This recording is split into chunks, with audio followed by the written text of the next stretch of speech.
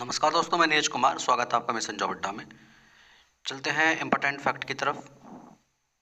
तो important fact में हम देखेंगे आज की जो करंट अफेयर है वो क्या है आपकी।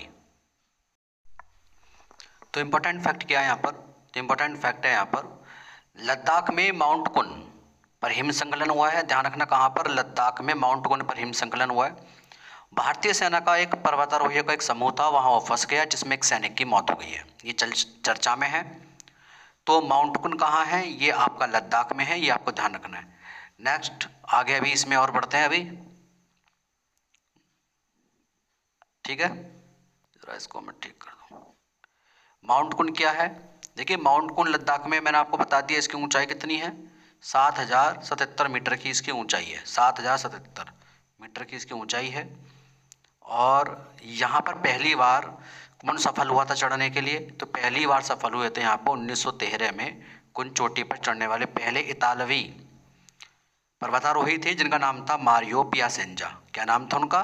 मारियो पियासेंजा था। वो पहली बार चढ़े थे। भारतीय आर्मी का समूह अभी जा रहा था, सफल भी हुआ, लेकिन एक सिपाही की मृत्यु हुई। ठीक है, आगे बढ़ते हैं। अमेरिकी अर्थशास्त्री क्लाउडिया गोल्डिन को महिलाओं के श्रम बाजार में जो परिणाम है उसको समझने में योगदान के लिए अर्थशास्त्र का नोबेल पुरस्कार इन्हें दिया गया है। अर्थशास्त्र का नोबेल पुरस्कार 2023 का अर्थशास्त्र का नोबेल पुरस्कार की घोषणा की गई है। नाम क्या है इनका? Claudia Goldin. ये अमेरिकी हैं, तो इनको ये पुरस्कार मिलेगा। सही है। और ये पुरस्कार क्यों मिलेगा ये आपको बता दिया है। पुरस्कार क्यों मिलेगा? तो जो ये पुरस्कार है वो इसलिए मिलेगा क्योंकि महिलाओं की जो भूमिका है श्रम बाजार में उसके बारे में इन्होंने बताया है, श्रम बाजार में। ठीक है। इस पुरस्कार को पहले क्या बोलते थे? देखिए, इसको क्या बोलते थे मैं आपको ये बता रहा हूँ। विज्ञान में इसको बोलते थे स्वेरिजेस रिक्स बैक पुरस्कार। इसको पहले बोला जाता था, इसको उसके नाम से भी जाना जाता है। ठीक है। 1969 में अर्थशास्त्र के नोबेल देना स्टार्ट हुए। 1969 में 1969 में पहली बार इकोनॉमिक्स का नोबेल पुरस्कार स्टार्ट हुआ था। और ये पुरस्कार पाने वाली है तीसरी महिला है। गोल्डन कौन सी महिला है? तीसरी। इससे पहले 2 महिलाओं को यह पुरस्कार मिल चुका है, ये तीसरी महिला है। ठीक है, आगे बढ़ते हैं। तंजानिया के राष्ट्रपति ने हाल ही में international big cat alliance IBCA और ग्लोबल बायोफिल्स अलायंस जैसे कार्यक्रम में भारत के कार्यक्रम है इसमें शामिल होने की मंजूरी दे दी है। तो आपसे पूछेगा IBCA में शामिल होने में किसने मंजूरी प्रदान की अभी हाल ही में? तो तंजानिया के राष्ट्रपति ने। ये जो संगठन है ये भारत ने ही बनाया था। इंटरनेशनल बिग कैट अलायंस ये भारत ने ही बनाया था, ये अप्रैल में। ठीक है, इसके बारे में और डिटेल से देख लेते हैं। हमारे इस ग्रह पर रहने वाली 7 बड़ी बिल्ली हैं। 7 बड़ी बिल्ली हैं। वो बिल्ली कौन कौन सी है? 7 बड़ी, वो सामने मैंने हाईलाइट कर दी है। बाघ, शेर, तेंदुआ, हिम तेंदुआ, चीता, जगुआर और प्यूमा। इन्हीं को संरक्षण करने के लिए भारत ने 9 अप्रैल 2023 को ये संगठन बनाया था। 9 अप्रैल 2023 को। ठीक है। तो इसमें कौन कौन से हैं जीव ये तो आपको ध्यान रखना है। ये बिल्ली कौन कौन सी है? बाघ, शेर, तेंदुआ, हिम तेंदुआ, चीता, जगुआर और प्यूमा, ये इसके अंदर शामिल है। आगे है मानवीय सहायता के लिए और आपदा के लिए जो अभ्यास किया जा रहा है वो कहाँ किया जा रहा है अभ्यास? इस अभ्यास का नाम है अभ्यास चक्रवात 2023। अभ्यास चक्रवात ये कहाँ किया जा रहा है? 9 से 11 अक्टूबर को गोवा में होगा, अरब सागर में, भारतीय नौसेना द्वारा। ठीक है, आगे आगे इंग्लिश मीडियम है लेकिन हिंदी में मैं आपको बताता रहूँगा, आप सुन सकते हैं इसे। आप लोग इंग्लिश और हिंदी दोनों ही आसानी से समझ लेंगे, बहुत आसान है। देखिए आगे क्या है इसमें। वर्ल्ड मेंटल हेल्थ डे कब मनाया जाता है? तो ये विश्व मानसिक स्वास्थ्य दिवस है। ये कब मनाया जाता है? 10 अक्टूबर को मनाया जाता है। ठीक है, 10 अक्टूबर को। Madhya Pradesh government has issued a notification. तो मध्य प्रदेश गवर्नमेंट ने एक नोटिफिकेशन इश्यू किया है जिसमें ये कहा गया कि 35% रिजर्वेशन महिलाओं को दिया जाएगा। 30%, 35% सॉरी 35% रिजर्वेशन दिया जाएगा महिलाओं को रिक्रूटमेंट में, भर्ती में। केवल फॉरेस्ट डिपार्टमेंट में नहीं दिया जाएगा, वन विभाग में नहीं दिया जाएगा। ठीक है, यहाँ लिखा हुआ है बैरिंग द फॉरेस्ट डिपार्टमेंट, यानी कि फॉरेस्ट डिपार्टमेंट वन विभाग को छोड़कर बाकी सभी में 35% आरक्षण होगा। तो आगे बढ़ते हैं। अनिर्बन मुखर्जी को बनाया गया है CEO। किस चीज़ का CEO बनाया गया? PayU, global CEO PayU. PayU आपको पता होगा ये एक प्लेटफॉर्म है पेमेंट करने के लिए। तो जो इसका CEO बनाया गया ग्लोबल लेवल पर वो बनाया गया है। ठीक है, इससे पहले एग्जीक्यूटिव ऑफिसर जैसे पेयू में रहे थे लेकिन ग्लोबल लेवल पर नहीं था, इनका प्रमोशन हो गया, लेकिन प्रमोटेड, तो अब ये ग्लोबल लेवल के सीईओ बन गए पेयू के। आगे है आपका India's Jyoti Surekha venom one the gold medal. इन्होंने क्या जीता है? गोल्ड मेडल इन्होंने जीता है।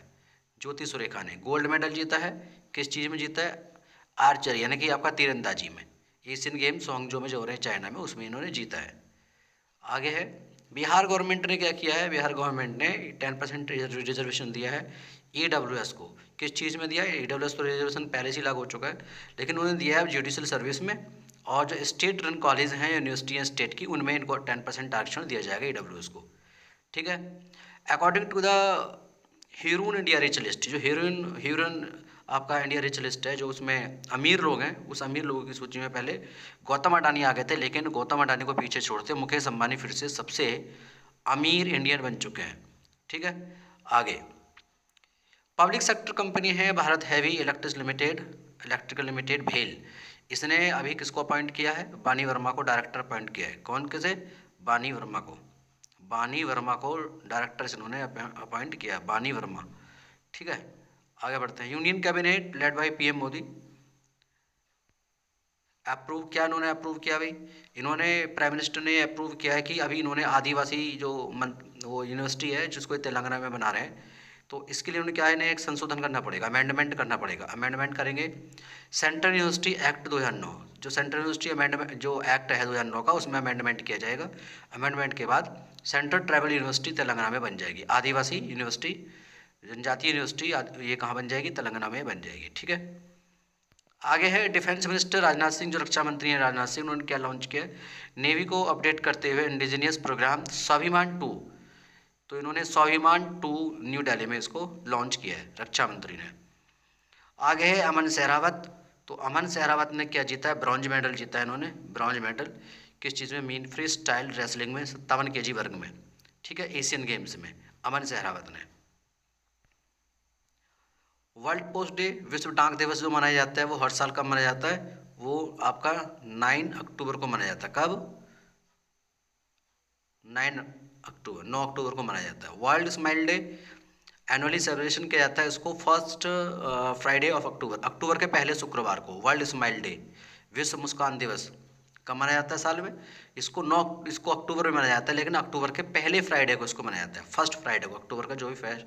तो इस बार जो था ये 6 अक्टूबर में शुक्रवार आया था, फ्राइडे आया था, तो इसको मनाया गया था। ठीक है। रेडिएंट जॉय इसके थीम के साथ इसको मनाया गया था। स्टेट बैंक क्या करा? स्टेट बैंक ने कहा है भाई कि वो मोबाइल एक हैंड हेल्ड डिवाइस लॉन्च कर रहे हैं, हैंड हेल्ड डिवाइस लॉन्च कर रहे हैं। वो अपना फाइनेंशियल इंक्लूजन अपने कस्टमर के साथ करना चाहते हैं, कि वित्तीय समावेशन अपने कस्टमर के साथ करना चाहते हैं, जिसमें उनको क्या सुविधा मिलेगी? तो उन्होंने कहा कि उनको कैश डिपॉजिट की सुविधा मिलेगी, विड्रॉल की सुविधा मिलेगी, कैश विड्रॉल की सुविधा मिलेगी, फंड ट्रांसफर की सुविधा मिलेगी, बैलेंस इंक्वायरी की सुविधा मिलेगी, मिनी स्टेटमेंट की सुविधा मिलेगी। इस तरह की सुविधा स्टेट बैंक अपने ग्राहकों को देने जा रहा है। किसके माध्यम से? मोबाइल हैंड हेल्ड डिवाइस के माध्यम से। ठीक है। मध्य प्रदेश, सॉरी, महेंद्र सिंह धोनी जो फॉर्मर क्रिकेटर कैप्टन रह चुके हैं, इन्होंने हाल ही में इनको जियो मार्ट का ब्रांड एम्बेसडर बनाया। तो आपसे पूछ सकते हैं जियो मार्ट का ब्रांड एम्बेसडर कौन बना है? महेंद्र सिंह धोनी जियो मार्ट के ब्रांड एम्बेसडर बने हैं। ठीक है।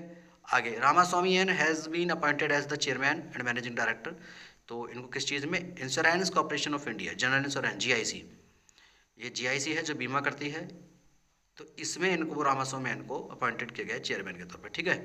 तो ये हो गया आपका। आगे है इंडिया प्रीति पवार, प्रीति पवार ने क्या जीता है? प्रीति पवार ने जीता है, जो इंडिया के प्रीति पवार हैं, इन्होंने ब्रॉन्ज मेडल जीता है। किस चीज़ में जीता है ना? 54 kg कैटेगरी में जीता, बॉक्सिंग में। ठीक है, एशियन गेम्स में प्रीति पवार इस बार अच्छे खासे मेडल जीते हैं भाई, सारे मेडल याद करने हैं आपको, बहुत इंपॉर्टेंट रहेगा ये खेल। The Indian means hockey team, जो हमारी इंडिया की जो हॉकी टीम है, इसने भी कमाल करके दिखाया, और इन्होंने कैसे रनिंग किया है? 5-1 से इन्होंने डिफेंड कर दिया चैंपियन जापान को पराजित कर दिया एशियन गेम्स में हॉकी टीम ने। इंडियन मीन्स हॉकी, इंडिया का जो पुरुषों का जो हॉकी टीम है, उन्होंने जापान को पराजित कर दिया एशियन गेम्स में, हांगजू में हुए थे ना ये भी। तो और इन्होंने क्या जीता? गोल्ड जीता है भाई इन्होंने, गोल्ड। देखिए मैं इसको मिटाता हूँ, इन्होंने जीता है गोल्ड मेडल जीता है इस बार हॉकी ने। और हॉकी गोल्ड मेडल जीतने के बाद ही भाई ये कंफर्म कर गए हैं 2024 पेरिस ओलंपिक। अब ये जो पेरिस में जो ओलंपिक खेल होंगे ना 2024 में, उसमें भी ये टीम जाएगी। तो इंडियन मेंस टीम, ये जो पुरुषों की जो टीम है, इसने क्या क्या led by the seasonal Saurabh Ghoshal है ना, सौरभ घोषाल ने फर्स्ट एवर गोल्ड, पहली बार यहाँ पर कोई गोल्ड जीता है। किस चीज़ में? स्क्वैश में, स्क्वैश टीम चैंपियनशिप इन्होंने यहाँ पर, और किसको? कुवैत को हरा के जीता है। देख लेते हैं एक बार किसको हराया इन्होंने।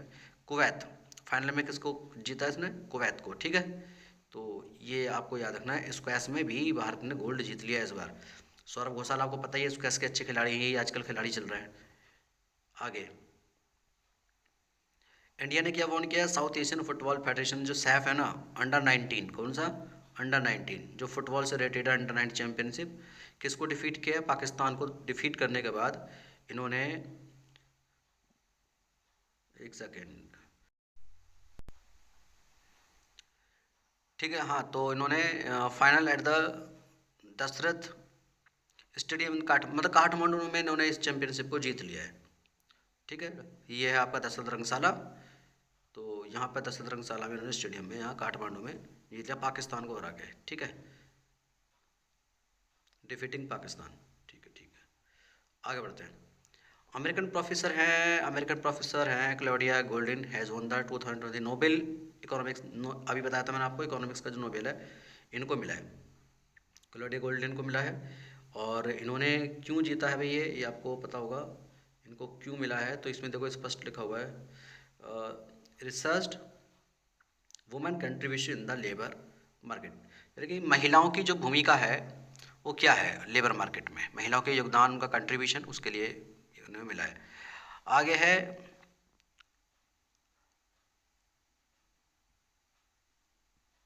अहिल्या मुखर्जी। ठीक है, ये शायद मैं सही पढ़ रहा हूँ, चलिए जी आप इसको सही पढ़ लेना। ये इनको क्या मिला है?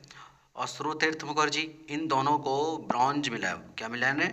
इन्हें ब्रॉन्ज मिला है। वुमेन्स डबल टेबल टेनिस में भी भैया इन्होंने पुरस्कार जीत लिया इस बार में, टेबल टेनिस में इनको जीतना, ये देखिए ये बहुत ही रेयर गेम्स होते हैं जिनको इन्होंने इस बार जीता है। ठीक है, तो ये पुरस्कार भी इस बार मिल चुका है।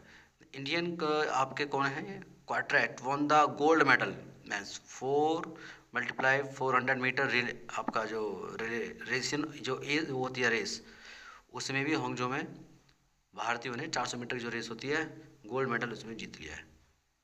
ठीक है, 2023 में। और आगे क्या है? आगे कुछ नहीं है। तो ये क्वेश्चन थे। ठीक है, धन्यवाद। मैं नीरज कुमार।